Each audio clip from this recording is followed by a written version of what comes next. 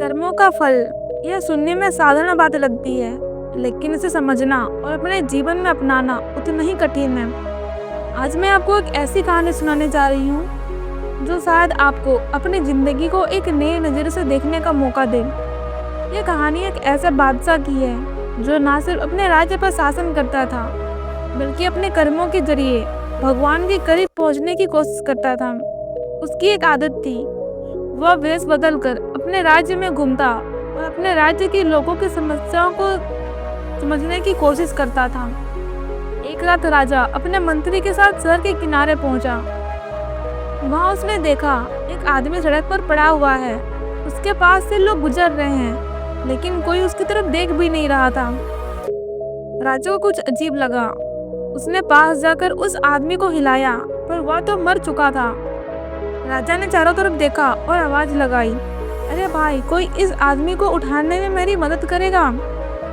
लोगों ने मुड़कर देखा और फिर अपनी राह चल दिए। उनमें से एक ने कहा, तुम्हें इससे क्या मतलब है? यह आदमी बहुत बुरा था, इसका मरना ही ठीक हुआ, इसे हाथ लगाना पाप है। यह सुनकर राजा का दिल कांप गया। वह सोचने लगा, क्या वाकई में इस आदमी ने इतने बुरे काम किए हैं? राजा ने फैसला किया कि वो इस आदमी की लाश को ऐसे नहीं छोड़ सकता।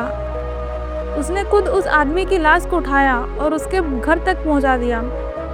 जब वहां पहुंचा तो दरवाजा खोलते ही उसकी पत्नी जोर जोर से रोने लगी। वो अपने पति की लाश को देखकर बुरी तरह टूट गई। राजा ने पूछा, तुम्हारा पति कैसा इंसान था? लोग तो इसे बुरा कह रहे हैं, लोग इसका इतना अपमान क्यों कर रहे हैं? उस औरत ने कहा, मेरा पति बहुत नेकदिल इंसान था। मैं गवाही देती हूँ कि उसने हमेशा अच्छे काम किए। हाँ, मैं जानती हूँ कि लोग उसके बारे में ऐसा क्यों सोचते हैं, वह सच उससे बिल्कुल उल्टा है। यह सुनकर राजा चौंका। उसने पूछा, आखिर सच्चाई क्या है, मुझे बताओ। औरत ने कहा, मेरे पति हर रोज शहर के शराब खाने में जाते थे। लोगों ने शराब खरीदते हुए देखते थे और समझते थे कि वह शराबी है, लेकिन वह शराब घर लेकर आते थे और उन्हें नालियों में बहा देते थे।